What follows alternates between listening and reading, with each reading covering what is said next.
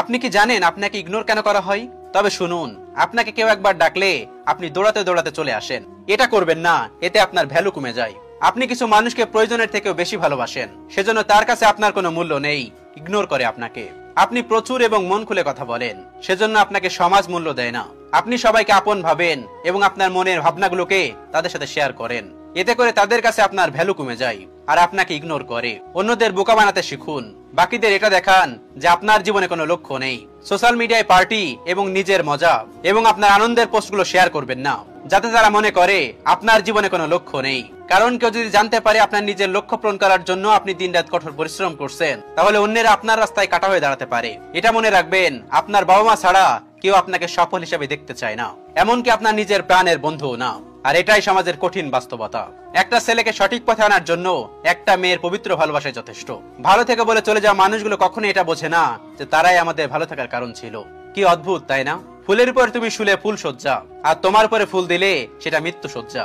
ধর্ষকদের জন্য ফাঁসি নয়, চিড়িয়াখানা চাই, যেখানে গিয়ে আগামী প্রজন্ম জানতে পারবে পৃথিবীতে থাকা মানুষের মতো দেখতে সকল প্রাণী মানুষ নয়। ছেলেদের জীবন বড় অদ্ভুত, তারা সবকিছু করার অধিকার পায় না শুধু চিৎকার করে কান্না করার অধিকার। এই 5টি কথা মেনে চললে আপনি সব জায়গাতেই দাম পাবেন। নাম্বার 1, কাউকে একসঙ্গে 3বারে বেশি ফোন কল করবেন না। যেহেতু লোকটি আপনার ফোন কল রিসিভ করছে না, সেহেতু লোকটি আপনার ফোন কল রিসিভ করার থেকেও অনেক গুরুত্বপূর্ণ কাজে ব্যস্ত আছেন। 10 থেকে 15 মিনিট পরে আবার চেষ্টা করুন।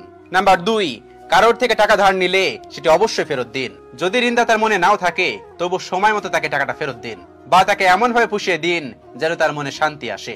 তার সাথে ভদ্র ব্যবহার করুন। নাম্বার 3, এখনো বিয়ে করনি কেন? এখনো তুমি নতুন বাড়ি কিনছো না কেন?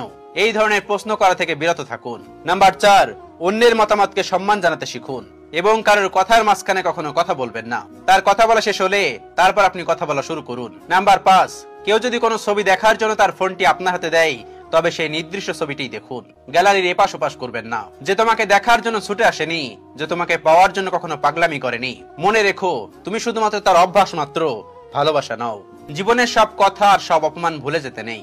সময় বুঝে ফেরত দেওয়ার জন্য মনে কিছু রাখতেও হয়। একটু কথা বলার জন্য যে মানুষটা খুশি থাকে, তাকে অবহেলা নামক বিষ দিয়ে মেরে ফেলবেন না। যখন কারো প্রতি ভালোবাসা বেশি হয়ে যায়, তখন সেই ভালোবাসা সুখের থেকে দুঃখের কারণ হয়ে দাঁড়ায়। তুমি যাকে ভালোবাসো সেও তোমাকে ভালোবাসবে, এটার কোনো নিশ্চয়তা নেই। ভালোবাসা কোনো ধন সম্পত্তি বা মোহ নয় যে তাকে জোর করে পাবে। মন থেকে ভালোবেসে যাও, বাকিটা সময় বলে দেবে। অতিরিক্ত বুদ্ধিমান কাউকে বিয়ে করবে না, কারণ দিনের শেষে তারা সম্পর্কটা মাথা দিয়ে মাপে। যারা মাথা খাটিয়ে সবসময় লাভ লোকসানের কথা চিন্তা করে, তারা কখনো কাউকে মন থেকে ভালোবাসতে পারে না। জীবন মানেই হলো অভিনয়। কে অভিনয় দেখে, কে অভিনয় সহে, আর কে অভিনয় করে। হাসি মুখে পিছন থেকে ছুরি সবসময়